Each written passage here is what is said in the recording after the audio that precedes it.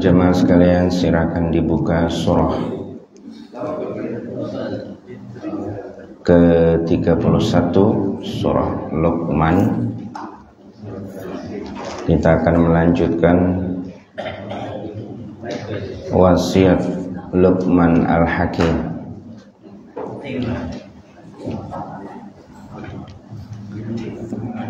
Assalamualaikum warahmatullahi wabarakatuh. Alhamdulillahilladzi anzala 'ala 'abdihil kitaba wa lam yaj'al lahu 'iwaja qayyiman liyunzira ba'san shadida wa yubashshiral mu'minina alladhina ya'maluna 'amalan shalihan. Allahumma shalli wa sallim ala sayyidina wa qudwatina wa qurrati a'yunina Nabiyyina Muhammadin sallallahu alaihi wasallam yakunu uswatan hasanah. Amma ba'du, kita bersyukur kepada Allah Subhanahu wa taala karena Allah masih memberikan kesempatan kepada kita, membangunkan kita dari tidur yang sebentar, dari kematian yang sifatnya sementara.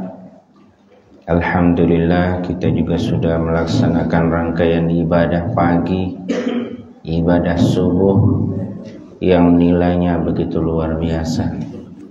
Dan ba'da subuh kita lanjutkan dengan tadabbur Al-Quran. Sungguh itu adalah amalan yang dipuji oleh Allah Subhanahu wa ta'ala. Di dalam surah At-Taubah, di sana ada ayat yang menganjurkan bahwa orang-orang yang beriman tidak seharusnya pergi perang seluruhnya, akan tetapi harus ada orang yang konsentrasi di tafaqquh fiddin. Artinya kegiatan kita seperti ini itu setara dengan jihad fisabilillah. Seperti biasa kita akan mentadabburi Al-Quran. Kali ini surah Luqman surah yang ke-31.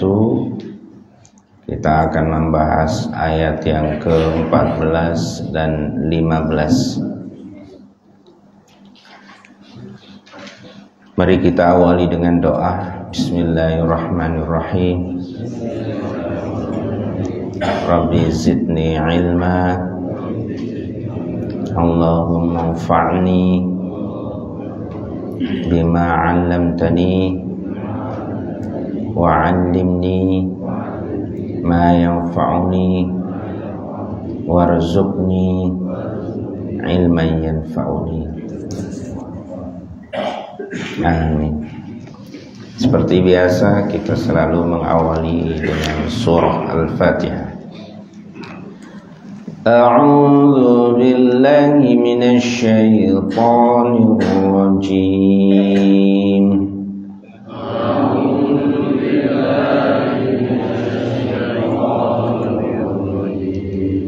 Bismillahirrahmanirrahim.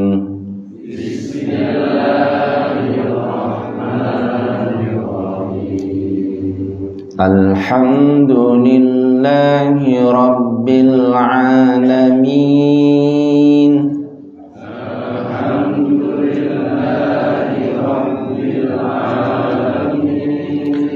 Ar-Rahmanir Rahim.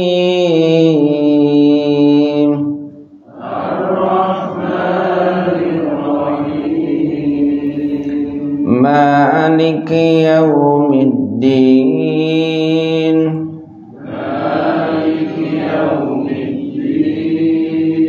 Iyyaka na'budu wa iyyaka nasta'in.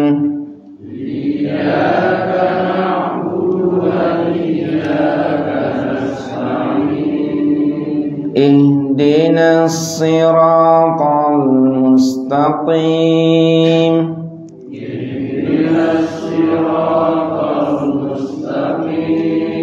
siratal ladzina an'amta 'alaihim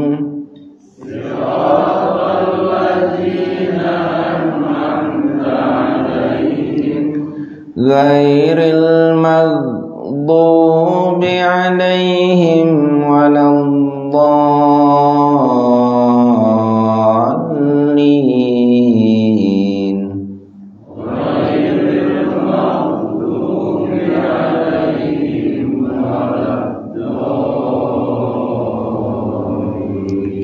amin.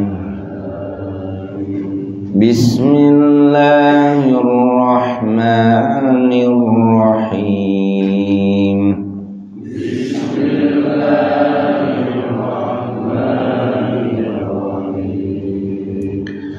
Wa wassaynal insana biwalidayhi hamalathu ummuhu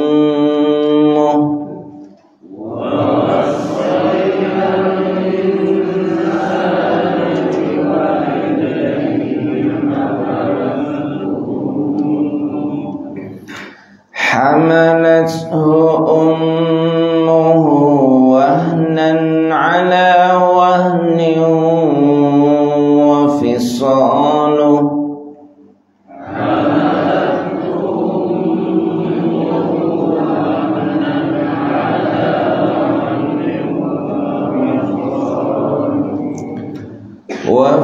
وفصاله في عامين أن اشكر لي ولوالديك إلي المصير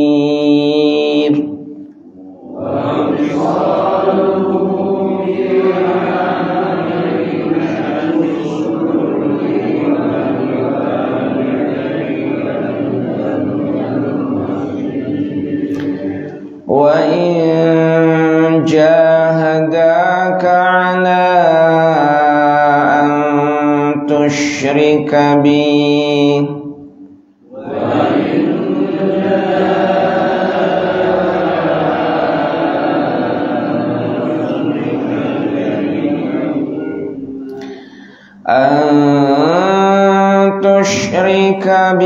ما ليس لك به علم فلا تطعهما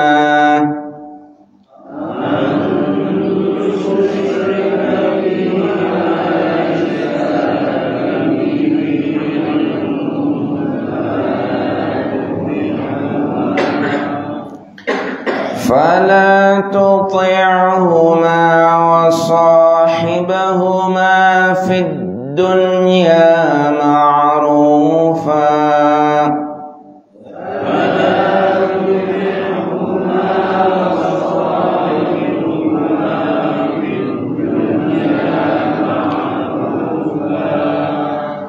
واتبع سبيل من أناب إلي ثم إلي مرجعكم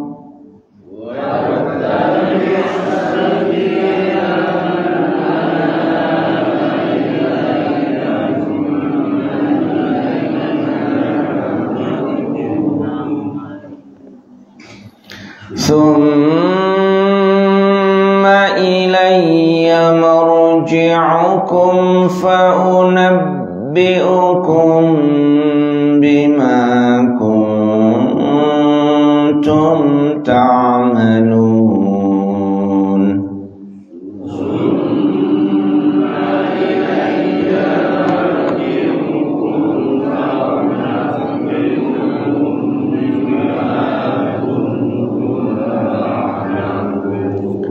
Sadaqallahul azim.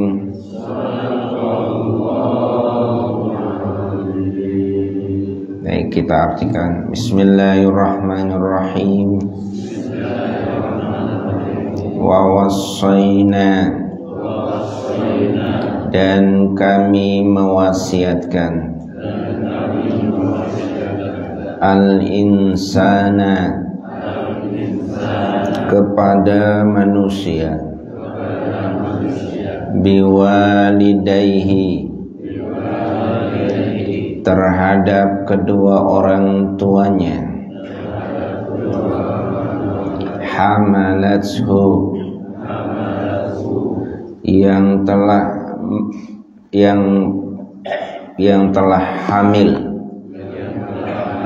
ummuhu ibunya, wahnan dengan beban, ala wahnin yang sangat berat, wa fisaluhu dan menyapihnya, fi amaini dalam 2 tahun,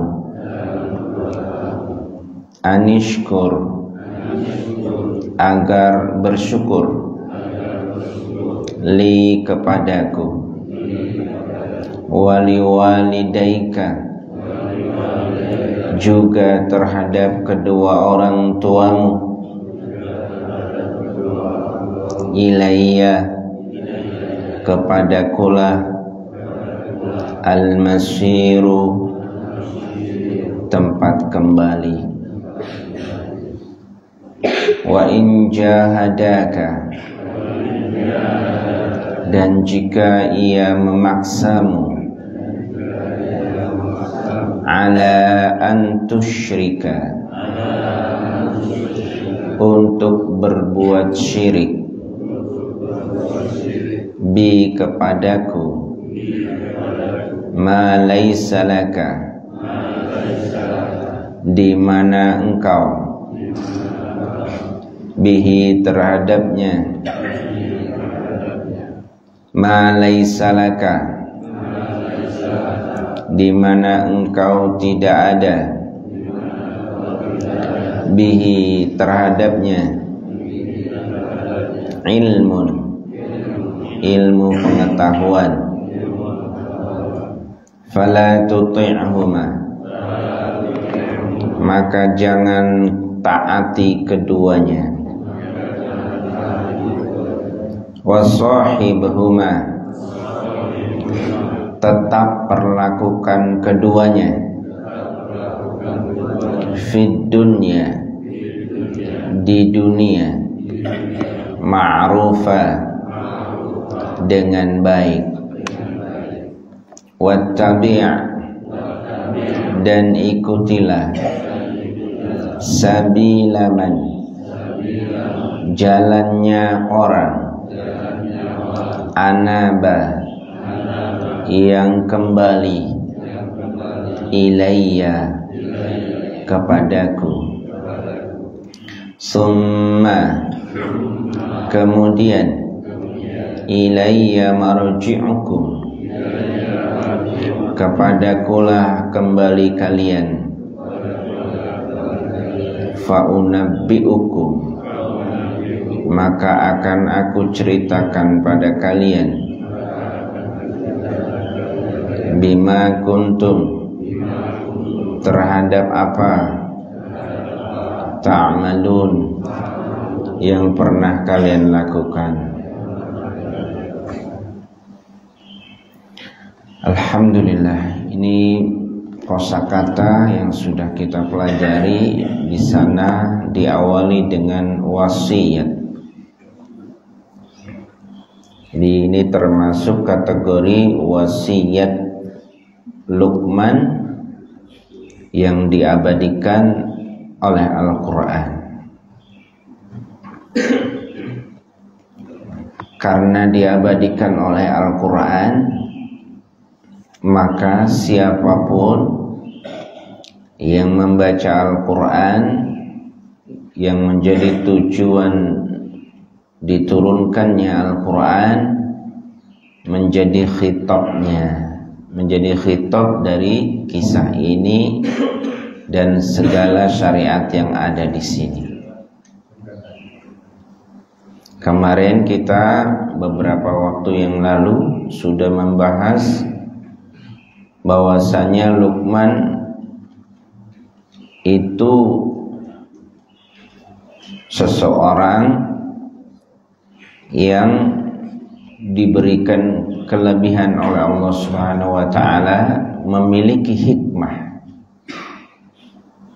Kemudian Luqman itu adalah orang yang pandai bersyukur kepada Allah Subhanahu wa ta'ala.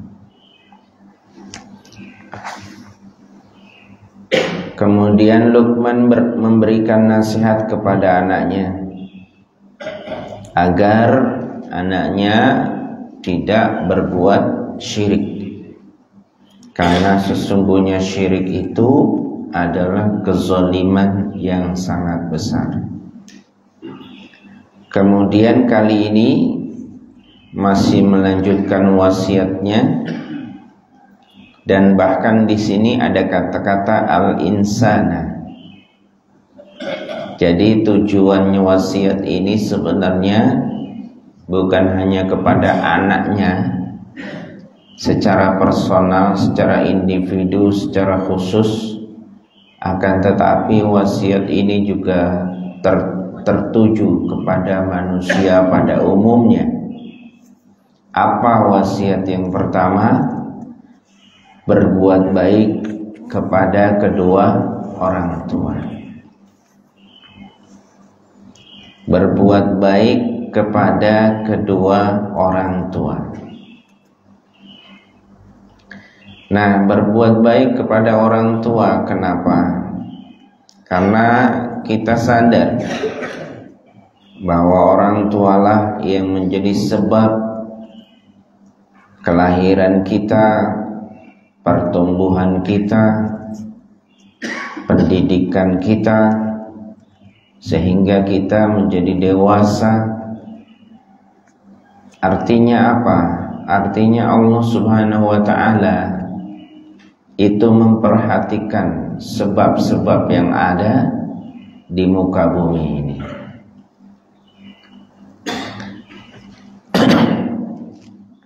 Nah, ini di sini ada wasiat agar berbuat baik biwalidayhi. Apa yang menjadi sebab kita berbuat baik kepada orang tua tadi sudah disebut, tetapi di sini ayat melanjutkan hamalathu ummuh. Artinya kalau sudah hamalathu ummuh itu tujuannya bukan kepada ayah, tapi tujuannya kepada ibu. Karena di dalam hadis Nabi juga pernah diriwayatkan ketika ada seorang sahabat bertanya, "Wahai Rasulullah, haruskah, bagaimanakah aku berbuat baik? Kepada siapakah aku harus berbuat baik?" Kemudian Rasulullah menjawab, "Kepada ibumu." Lalu siapa lagi? Kemudian Rasulullah menjawab, ibumu sampai 3 kali. Kemudian terakhir baru ayahmu. Maka di sini disebut secara khusus hamalathu ummuhu. Jadi kenapa ibu itu punya nilai derajatnya 3 kali lipat lebih tinggi dari ayah? Ya, sikap anak itu harus tertuju 3 kali lipat kebaikannya terhadap ibu dibanding ayahnya. Kenapa? Karena ibunya telah hamil. Nah, kita bayangkan ketika mengandung itu berapa bulan? Ya, kurang lebih sekitar 9 bulan. Proses selama hamil itu hari demi hari semakin berat, kemana-mana dibawa. Ya, tidur juga semakin hari semakin tidak enak. Ya, mau tidur terlentang berat, miring juga susah, ya kan, dan seterusnya. Nah, pergerakannya tidak bebas, kemana-mana tidak bebas, pergi kemana-mana dibawa, itu hamalat su'uhu. Maka di situ disifati dengan wahnan ala wahnin. Wanita itu lemah, tapi di sini dia diberikan beban sehingga terasa sangat berat. Maka Allah di sini mengatakan wahnan ala wahnin. Wahnan ala wahnin, berat. Kalau ada suami mikirnya sampai di sini, pasti suami itu setia sama istrinya. Pasti suami itu akan berterima kasih kepada istrinya. Tapi sayang, kadang-kadang suami lupa ini yang gini-gini. Taunya anak udah gede, taunya anak ada yang ngurus, taunya anak beres, ya. Maka ini perlu para suami diperhatikan. Jangan hanya melihat yang di luar. Kalau di luar ya masih seger, ya. Tapi perlu kita lihat juga pengorbanan istri kita, karena dialah yang melahirkan anak kita, mengandungnya, kemudian merawatnya, dan seterusnya. Maka ketika kita melihat ada istri kita yang begitu tabah, sabar dalam menjalani proses ini, kita seharusnya bersyukur. Itulah istri yang soleh. Karena meskipun dia ibadah sunnah dalam artian ibadah sholat, kemudian puasanya tidak banyak, hanya sebatas ibadah wajib, sesungguhnya seorang ibu itu pahalanya sudah luar biasa. Bahkan kalau melahirkan dalam kondisi melahirkan meninggal, itu dikategorikan orang yang syahid. Nah, tapi orang yang syahid ini luar biasa. Kenapa orang yang mati dalam kondisi berjuang itu disebut syahid? Kenapa orang yang mati dalam kondisi berjuang disebut syahid? Kenapa? Selama ini kita cuma dengar aja orang meninggal dalam medan pertempuran syahid. Ya, ada kategori kecelakaan juga syahid, melahirkan juga syahid. Kalau kita lihat di Palestina selama ini, ada orang-orang yang melawan orang-orang kafir, membela Islam, membela agamanya, membela Masjidil Aqsa. Ketika mereka meninggal, kita lihat wajahnya rata-rata tersenyum. Ternyata menurut Imam Al-Qurtubi, kenapa disebut syahid? Karena memang diperlihatkan, menyaksikan. Jadi orang yang meninggal dalam kondisi itu dia disaksikan. Artinya dia itu syahid, orang yang menyaksikan. Menyaksikan apa? Menyaksikan surga. Makanya rata-rata tersenyum. Kita lihat, bisa baca dalam surah Ali Imran ayat 140. Iyamsaskum qarhum faqad massal qauma qarhum mithluh wa tilkal ayyamu nudawiluha bainan nas wa liya'lamallahu alladhina amanu wa yattakhidha minkum syuhada. Allah bergantian, ada kemenangan, ada kekalahan. Allah itu sengaja berikan Ada kalanya orang kafir menang, ada kalanya orang beriman kalah, atau sebaliknya. Di perang Badar orang kafir, di perang Badar orang kafir kalah, orang beriman menang. Di perang Uhud orang kafir menang, orang beriman kalah. Dan banyak di antara kita yang terbunuh dan terluka. Kemudian diingatkan sama Allah, wa tilkal ayyamu nudawiluha bainan nas.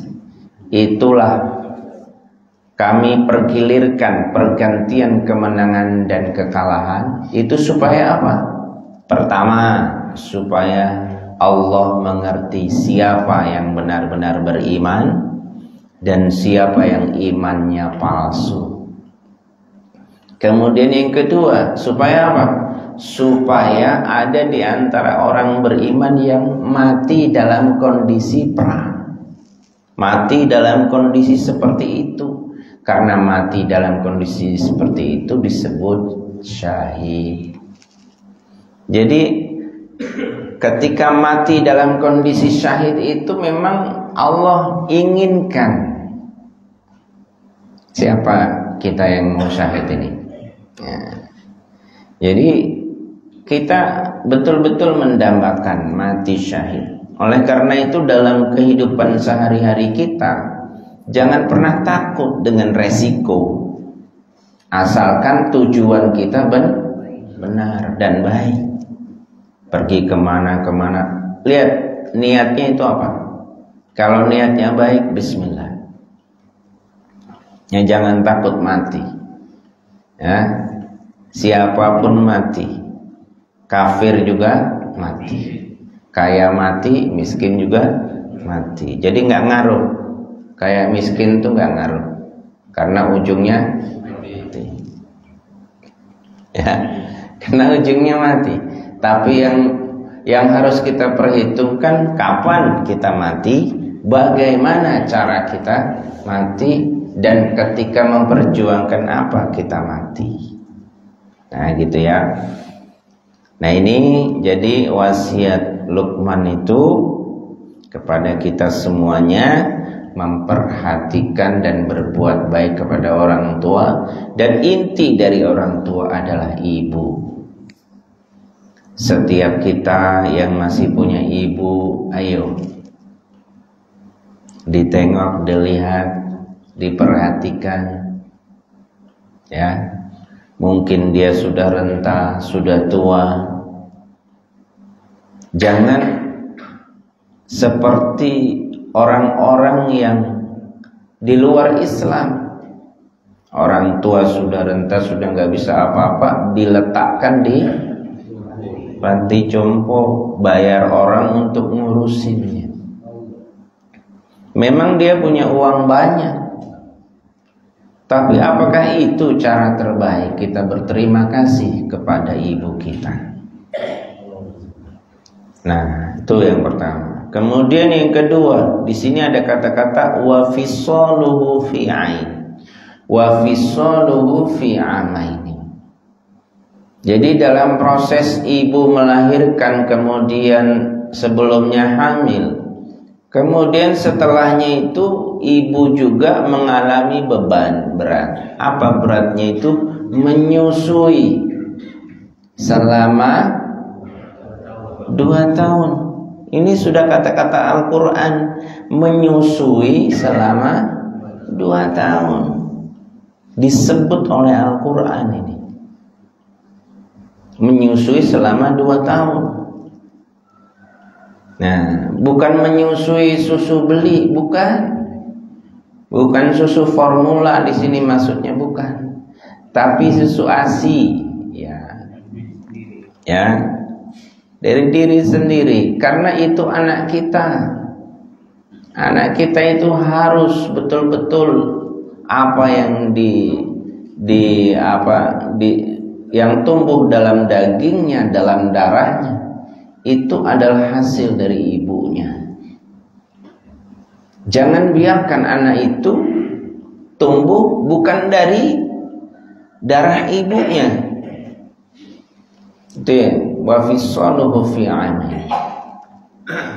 Lebih-lebih di dalam surat Al-Baqarah ayat 223 ayat 233. Wal walidatu yurdi'na auladahunna haulaini kamilaini liman arada ayyutimma ar-radha'ah. Wal walidat, para ibu yang melahirkan, setelah melahirkan itu yurdi'na auladahunna, hendaknya dia menyusui anak-anaknya. Haulaini kamilain, 2 tahun dengan sempurna, 2 tahun dengan sempurna. Liman arada ayyutimma ar-radha'ah, bagi yang ingin sempurna penyusuannya. Dan di ayat itu dikatakan suaminya juga harus ikut serta. Ikut serta apa? Ikut serta menjaga ibunya. Ah, ini Pak Mirsep ini aneh-aneh. Ikut serta apa? Ikut serta menjaga ibunya. Maksudnya ibu yang sedang menyusui itu jangan suruh kerja. Ini ibu menyusui suruh kerja, ya, suruh berangkat kerja ini dan lain. Akhirnya air susunya terbengkalai, kering. Kemudian ibu menyusui stres, uang belanja kurang, ya kan, dan lain sebagainya. Ini artinya suami apa? Kurang mendukung, ya. Maka aneh ibu menyusui suruh cari nafkah juga bantu suami. Aneh ini. Ini suami model apa nih? Jadi seperti itu. Nafkah itu tugas wajib ada di pundak suami. Maka kalau mau jadi laki-laki yang hebat, jadilah laki-laki yang bisa melindungi rumah tangga.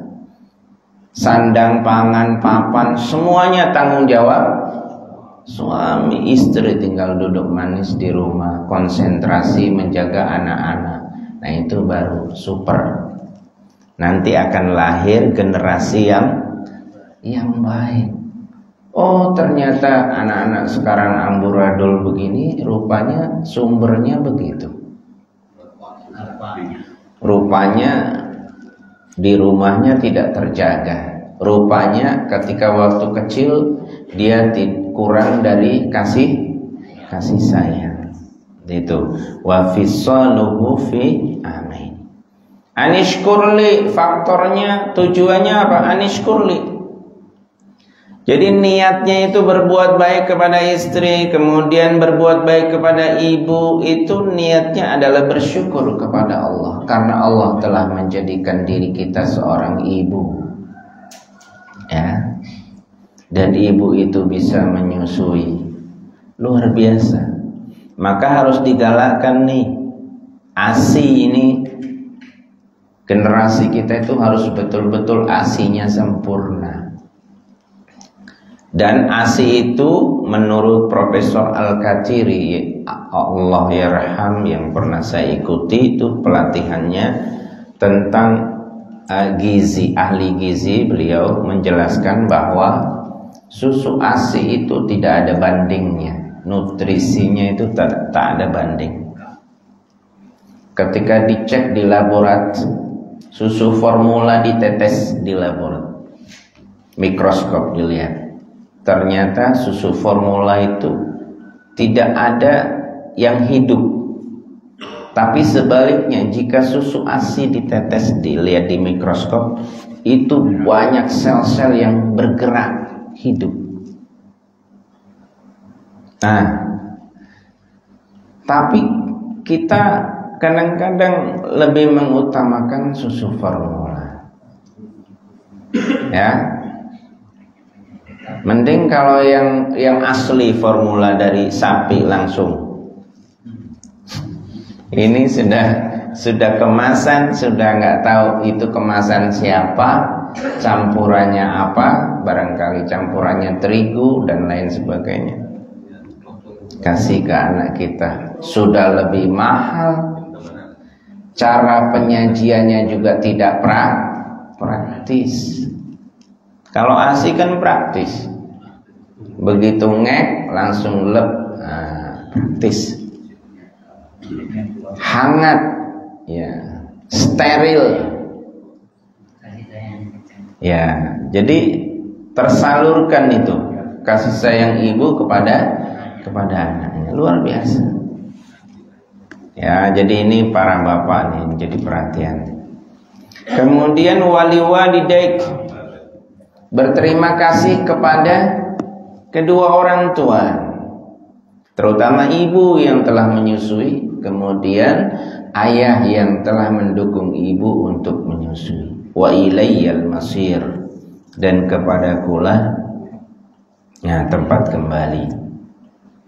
Kemudian wa in jahadaka ala an tusyrika bi ma laysa laka bihi ilmun fala tuti'huma. Ayat ini turun kepada sahabat yang namanya Sa'ad bin Abi Waqqas. Yang Sa'ad bin Abi Waqqas ini punya ibu namanya Hamnah binti Abi Sufyan ibnu Umayyah.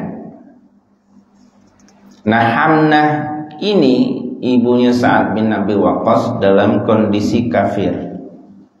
Nah, Sa'ad bin Abi Waqqas ini masuk Islam. Ketika masuk Islam, ibunya langsung terguncang, sedih. Akhirnya ibunya mogok makan sampai dia menginginkan sampai saat itu keluar dari Islam. Dari sini kalau kita dihadapkan dengan situasi seperti ini bagaimana?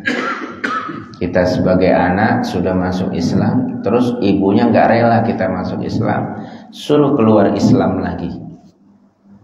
Siapa yang harus kita ikuti? Apakah ibu atau Tuhan kita Allah Subhanahu wa ta'ala? Kalau kita ikuti ibu, berarti kita musyrik, keluar dari Islam, murtad, keluar dari Islam. Maka dari itu turun ayat ini, wa in jahadaka ala an tusyrika bi ma laysa laka bihi ilmun fala tuti'huma. Jangan kamu taati.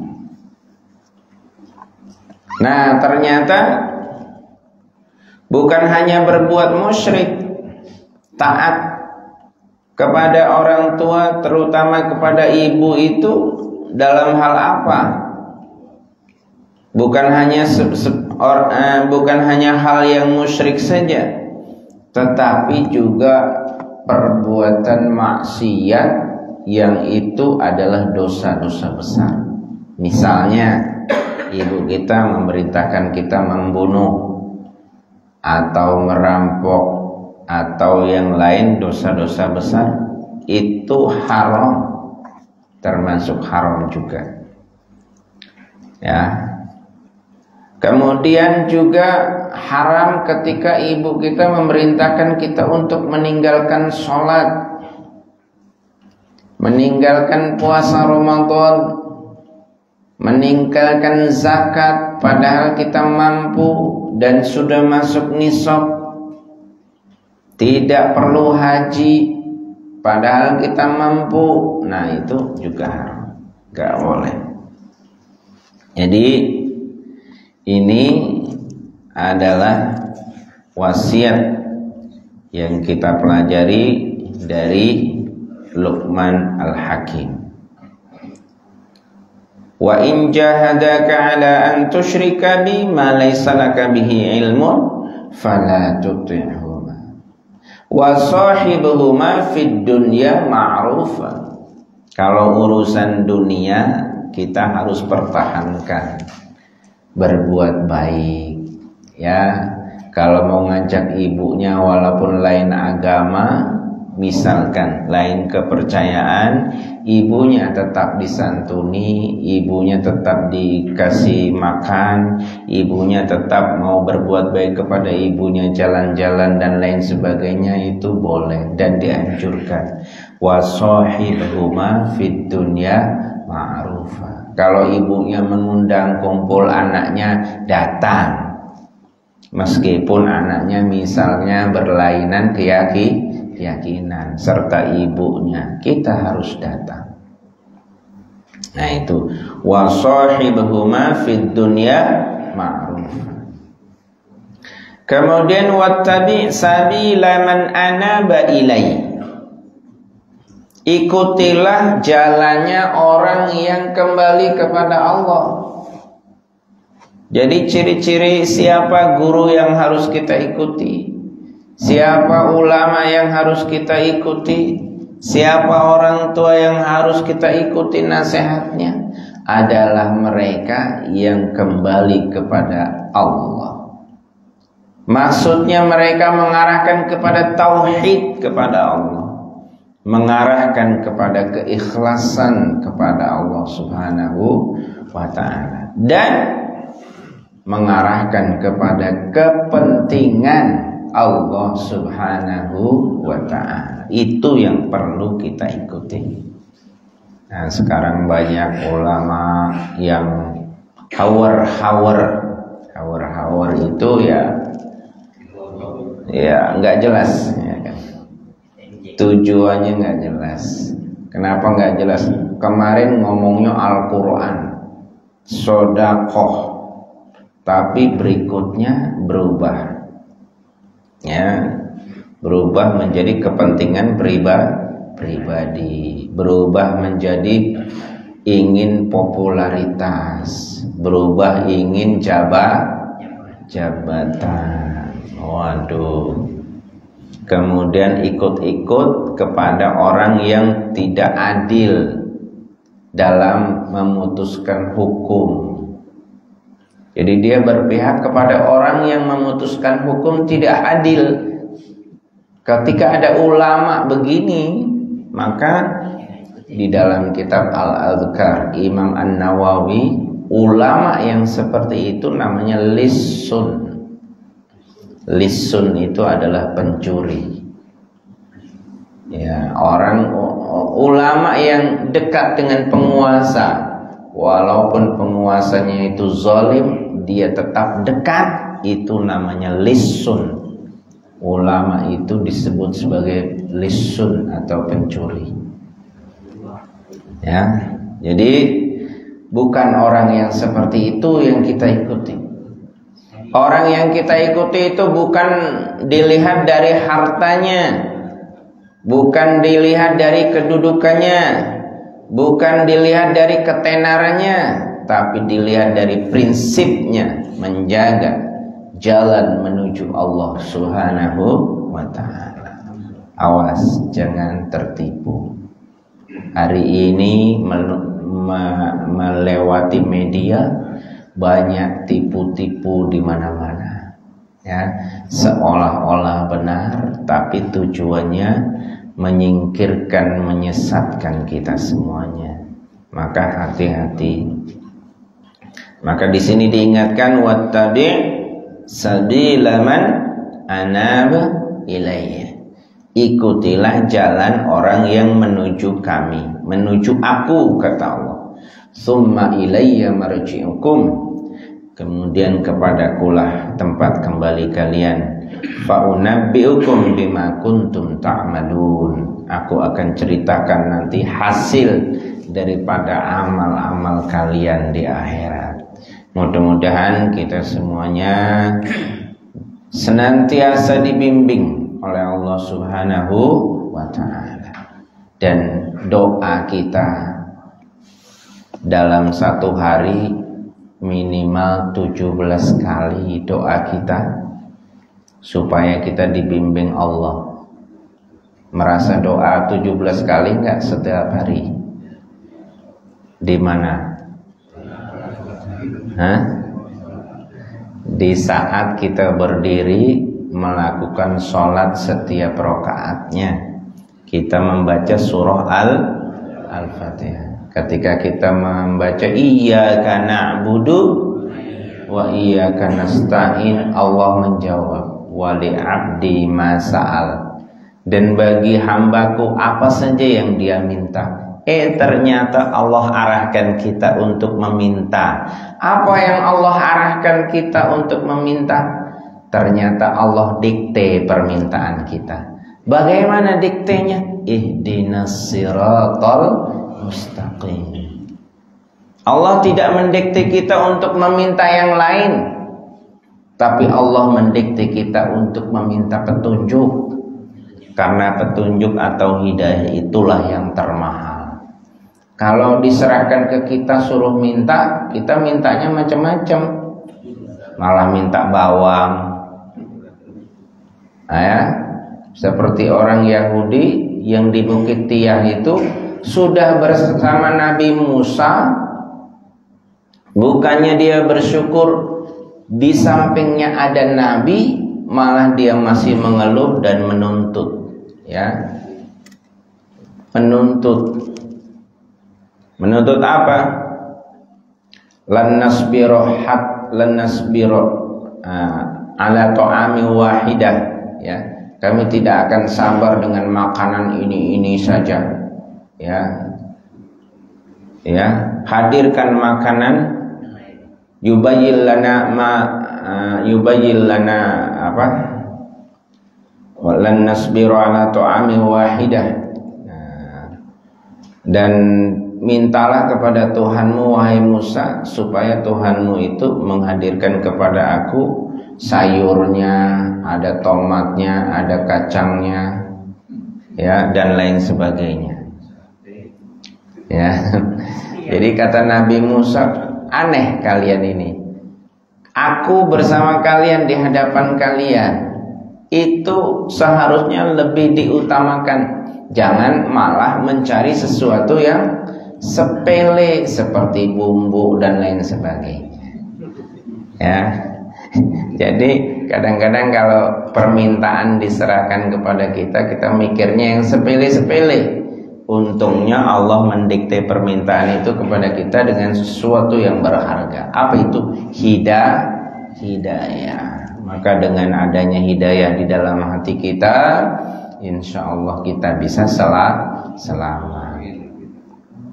Ihdinas siratal ladzina, jalannya orang-orang. Jangan kita mau ikut jalan Allah langsung, jangan. Karena kalau kita mau ikut Allah langsung nggak bisa. Allah itu nggak pernah tidur, Allah itu nggak makan, Allah itu nggak minum. Kita sok-sokan, saya Allah, Al-Quran, hadis, nggak ada yang lain. Masalahnya paham nggak Anda Al-Quran dan hadis itu? Itu.